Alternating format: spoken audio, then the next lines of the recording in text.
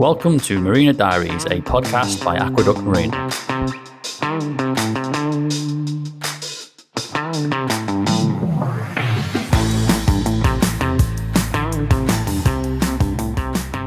So, welcome to our new podcast, which is called Marina Diaries at Aqueduct Marina. So, it's a new podcast all about canal boats, owning a canal boat, and hopefully give people a bit of an insight into behind the scenes of a marina as well. My name's Phil, and you are? And I'm Richard. And then so between us, we're going to cover several subjects that come up quite often and things that hopefully help people on their canal boat, narrowboat journey. And in this week's episode, we're going to cover why even buy a narrowboat? Why buy a narrowboat? New versus used narrowboats. But the sort of budgeting and hidden cost aspects of owning a boat. Yeah, so some really common questions to hopefully give people a great insight into narrowboats. So, Rich, why buy a narrowboat? It's just a great thing to have. I mean, well, you would say that. Yeah, I know. I'm probably a little bit biased, but they are just a great thing to have. I mean, I've had them on and off for years and years, and they are just a nice thing to own. The sort of the lifestyle and the sort of community, and even doing little jobs, you don't seem to mind so much on a boat. And what's the common reason you find for people buying narrowboats? It's changed a lot these days. There's more and more people buying them to live on as opposed to leisure, but there's still plenty of people just buying them just to enjoy weekends.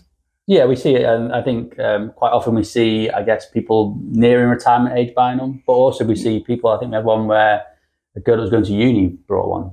Yeah, she her parents bought it for her as opposed to sort of pay resident halls or whatever. Yeah, and they bought it for her as opposed to do that because it was a fixed place for her to live, and they felt it was more secure, and they didn't want to just spend the money on the rent. They wanted her to have a product from it, and it's like I say, it's just a self-contained studio for her. So she would have been what we call liverboard. So should we explain what we mean by leisure and liverboard, because we know what that means, but people watching might not know. Yeah, I'll do the liverboard. You can do the leisure. Okay, thanks, Rich. I mean the liverboards, are generally the people looking for an alternative housing. An alternative way to having a traditional house.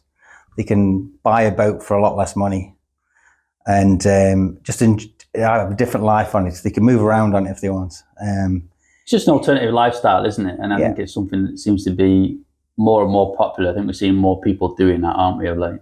Yeah, I mean, it is. I mean, when you look at the sort of the cost of houses and all that, and the cost of borrowing, it's a big price difference. So there's a lot of people opting to opt off the bricks and mortar and hop onto the floating steel.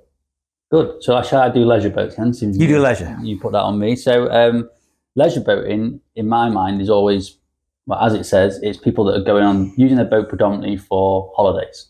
And that can be 1 day, 2 day little trips out, or full 2 weeks out doing a big circuit. Like around here, you can do the Cheshire Ring, can't you? 4 counties ring. So a ring is obviously where you go round and come back to where you started. We see a lot of them. And some people just come, don't they, and just want to sit on the boat, have a glass of wine, watch the sunset, and just be left alone and chill out as well, don't they? Yeah, I mean, we've got a great moorer with a boat in here.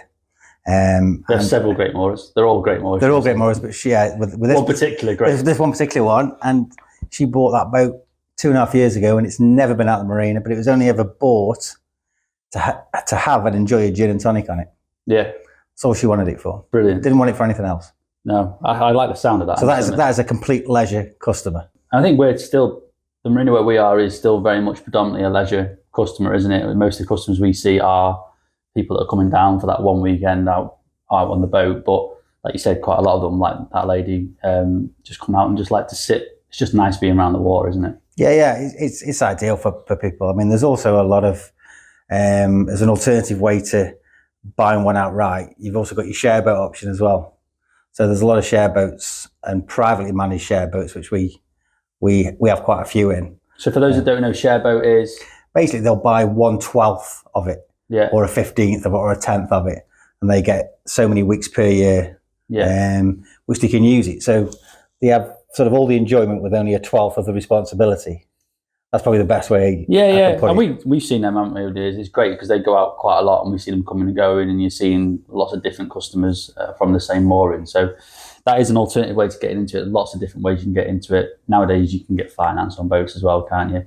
Yeah, you can get finance on boats. You put your sort of 10% down and off you go. Yeah, yeah. It's something that we don't do in house, obviously, because that's not what we're about. But we've got partners we work with, haven't we, that do that. Yeah, and it proves successful. It just depends on exactly what somebody wants the boat for. I mean, like say if they're going back to the liveaboard thing, which was sort of my bit at the beginning, people are aiming to keep them for 5, 10, 15 years. If you sort of look at getting finance over 5 years, in effect, you couldn't buy a mortgage get a mortgage on a house and in 5 years pay it off at the prices today. So with a boat, you can. So one of the next things we're going to talk about is new versus used. So what are the pros and cons of new versus second hand? I think obviously there's the price, which we'll talk about in a minute, but obviously buying a new boat is more expensive, as you imagine, than buying a second hand. I think it all depends on what you're doing with the boat. Yeah, I think it goes with that.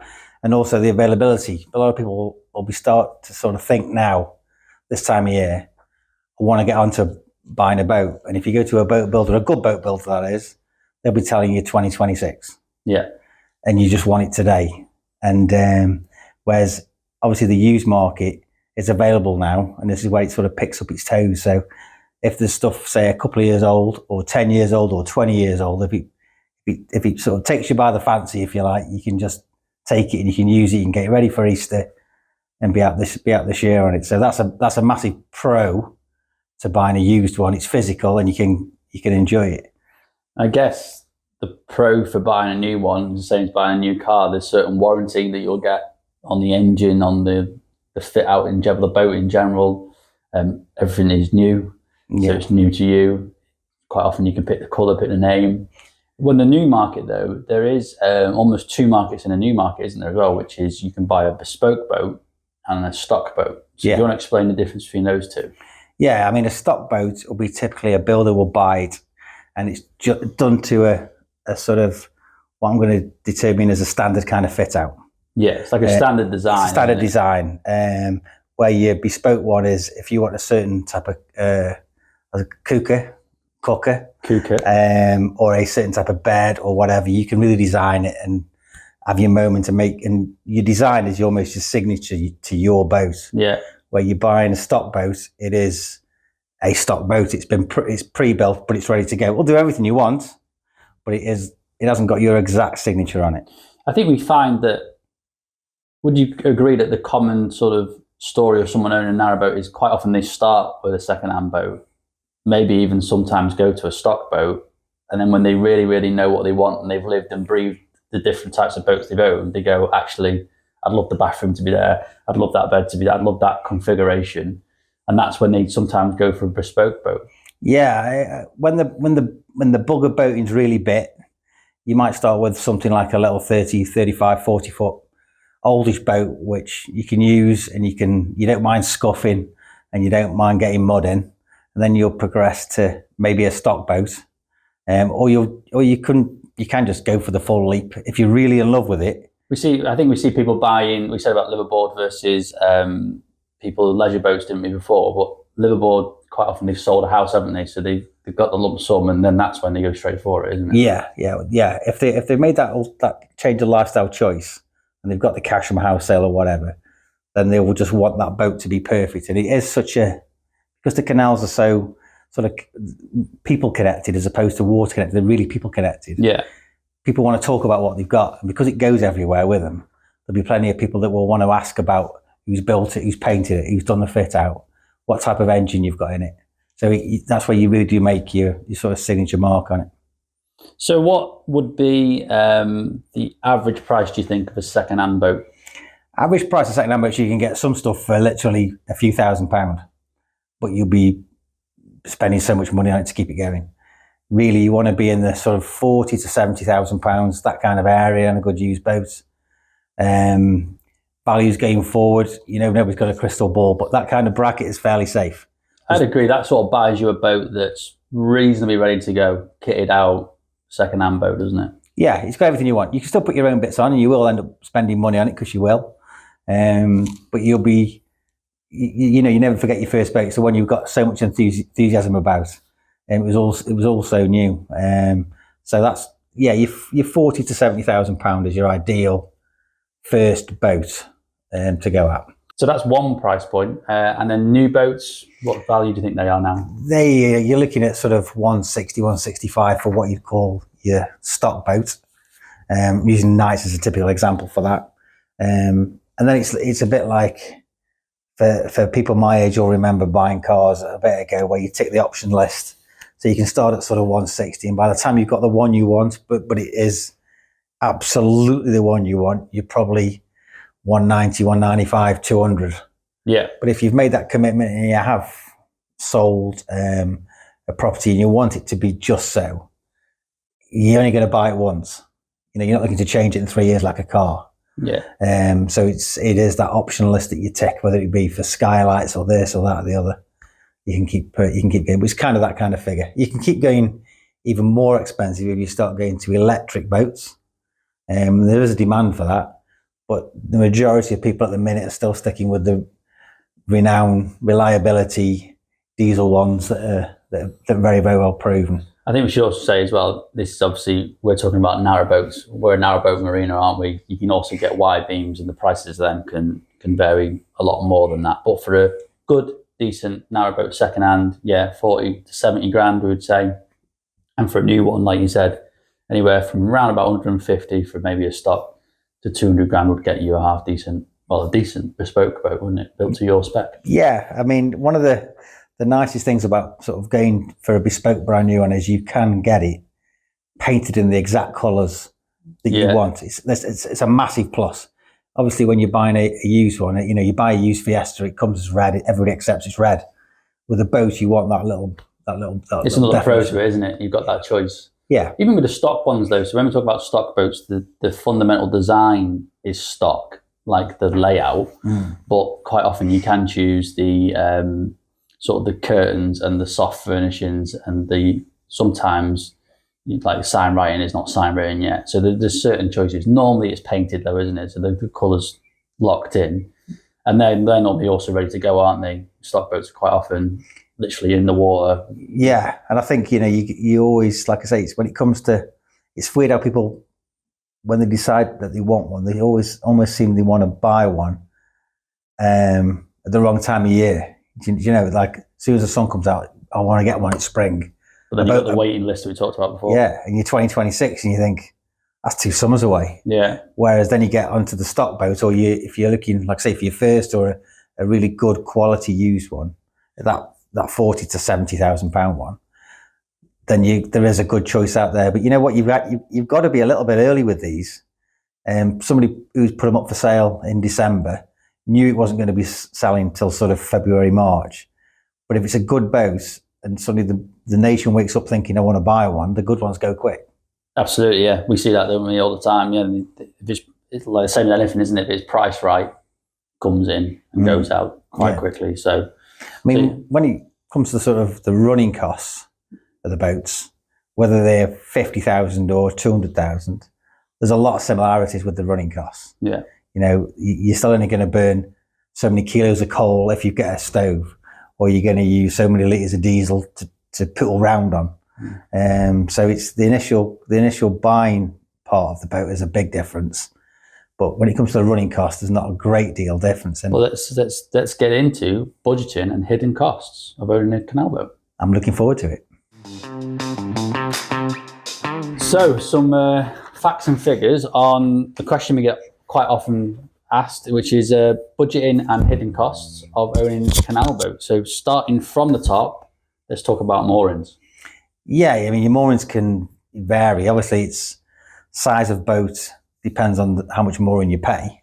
Size of boat's actually an important factor, isn't it? Because that depends on a lot of stuff we're going to talk about. The longer the boat, generally, the more expensive. Yeah, the more feet it is, the way a lot of jobs are and costs are sort of estimated is by foot. So the bigger the foot boat you get, the bigger the bill. Absolutely. So an average mooring fee for a marina? Anywhere between sort of 3,000 and 4,000, I would have said. It just depends on what you want to get from your marina. If it's literally just going to be a car park and dump it and leave it, then you're going to be at the lower end of that. If you want something that's got really good facilities and there's attractions there and nice walks or whatever. Do you know any nice marinas, Rich? There's only one I know of, and that's here, Aqueduct Marina. Aqueduct Marina? Yeah. Can be found on all Google and local websites? Yeah, it can be everywhere, yeah. Aqueduct Marina, UK. And then well done getting the address in. Yeah. So the next thing to talk about is if you own a boat, actually go back to moorings quickly. Yeah. You can continuously cruise, can't you, as well as moorings? So that's a different option for people. Yeah, I mean, you haven't got to be in a marina. No. There's plenty of people that literally just constantly cruise around the canals, and they have the sort of all rules and regulations. But if you take the rule of you can go somewhere, stay there for 2 weeks and move on, as long as you're going in a set distance and almost from parish to parish, you can constantly cruise. Yeah, I think that's a subject that actually in its own right that we might pick up in a later episode if people want to hear about that, sort of the difference between mooring and constant cruising. But it's worth noting that that is a different option for people, and the benefits of mooring, obviously security, all sorts of things that we'll probably talk about in due course. But so what else would you have to pay for when you've got a canal boat? Obviously, you've got to insure it. Yeah. And they aren't massive amounts to insure. No, fully comp about 400 quid. About 400 quid will get you fully comp. I mean, some boats, the older stuff, you'll only be able to get on third party only, and you might be talking just over 100 quid for a policy like that. Mm-hmm. But between 100 quid and 400 quid, will get your home, your transport, and the value of it insured, which doesn't seem a lot of money because I was paying. Doesn't really, no. I was paying twice that for an XR2 in 1992. You're showing your age now. Yeah, he's there. I just remember these things. It's a nice car. I think you're showing off. Yeah, just showing off. It'd be worth a lot more now, probably. Don't talk about it. It'll depress me. So you've got your mooring. You've paid for that. You've got it insured. Very important to do, obviously. You need a license. A lot of people don't know that, but you do need a license to have a canal boat on the waterways. There's different authorities, isn't there? But where we are now is Canal and River Trust.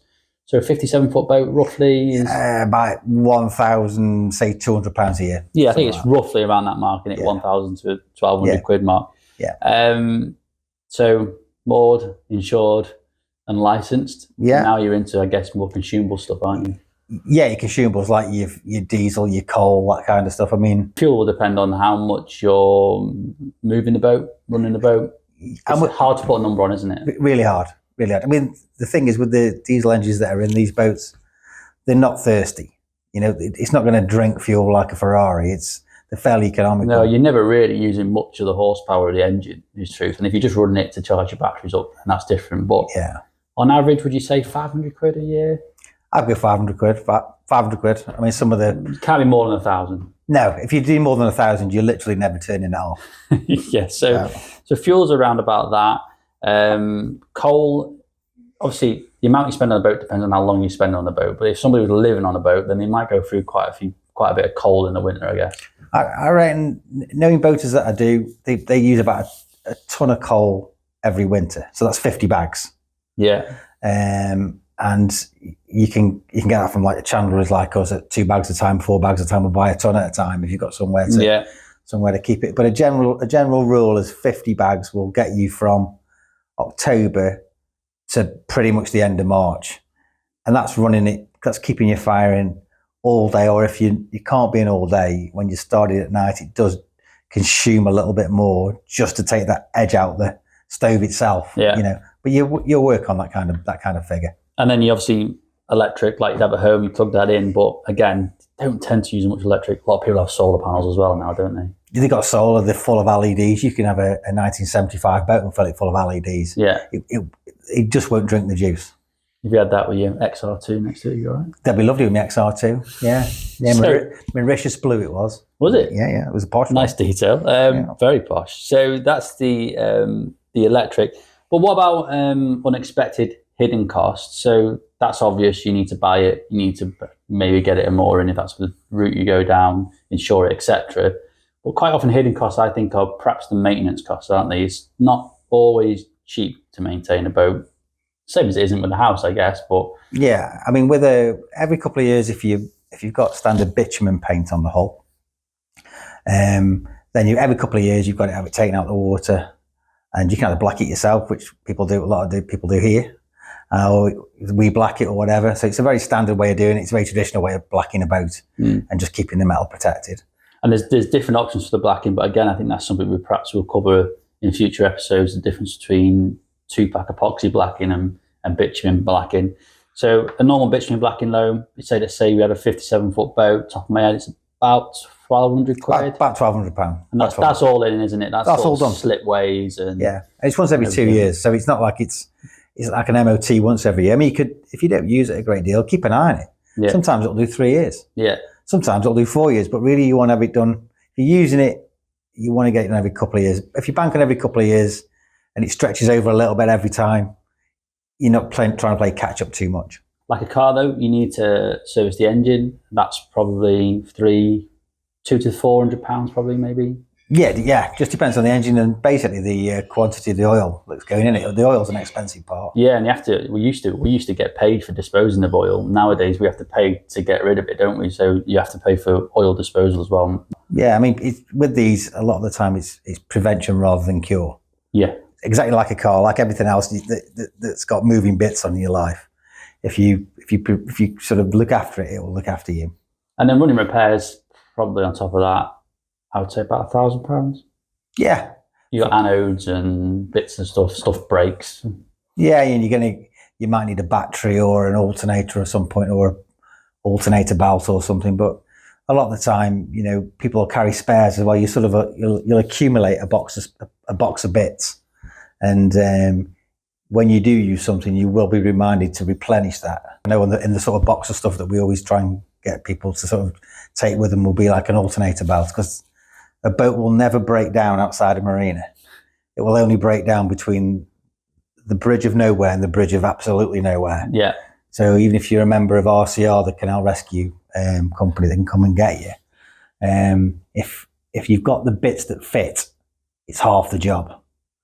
And because you don't want to be stuck where you don't want to be stuck. No. And a lot of the time, if you've got the bits and you're averagely competent, you'll have a go. It really is a 17mm spanner, which a lot of people are massively impressed. I know it's a 17mm. I'm impressed. You know what a spanner is? Yeah, I know. Yeah, I found one the other week, and you can do it while you're running, and you can look after it yourself. So always carry a box of bits. So that's one of your kind of unexpected costs. But if you keep the box of bits there, you've already planned for it. Yeah, it's just a good little tip that just hopefully you never have to use it, but in that eventuality that you do, you've got it there to use. So all in all, I get that to roughly, I think the average about £8,000 a year to run a canal boat, assuming you've got a mooring and you have the license you've got is for a mooring as well. Yeah. So I should say what I mean by that is there's two types of license. There's a continuous cruiser license, which is a bit more money, and you've got a license which is, if you've got a home mooring, you get a slightly cheaper license. So all in all, probably about £8,000 average. Do you think that's yeah, it's bang on. Like you say, you can pretty much take your marina costs out of there, add a little bit on for your license, like you say, for continuous cruiser, and you're kind of thereabout. So I think that's the end of episode 1. Hope you enjoyed it. Have you enjoyed it? I really enjoyed it, yeah. I mean, I think there's plenty more things we can cover off over the next few weeks. Tips on what to look for when you're buying a boat, everything to do with that. And if you've got any questions, by all means, put them in the comments. Put them in the comments about here. And we look forward to reading them. And maybe You've done that before? Yeah, I've done that before. I've always wanted to do that, actually. I've always wanted to say back to the studio as well, but I'm not going to get that chance. But I think, put us any questions in the comments. Yeah, anything people want to know about canal boating or just the marina in general. Hope that's what this is meant to do, is give people an insight into that. So if people have got any comments, then put them in there and we'll try and cover them in future episodes. But yeah, like you said, next time we'll talk about a little bit more maybe about the buying process, what to look for, things like that. And go from there. Yeah, simple as.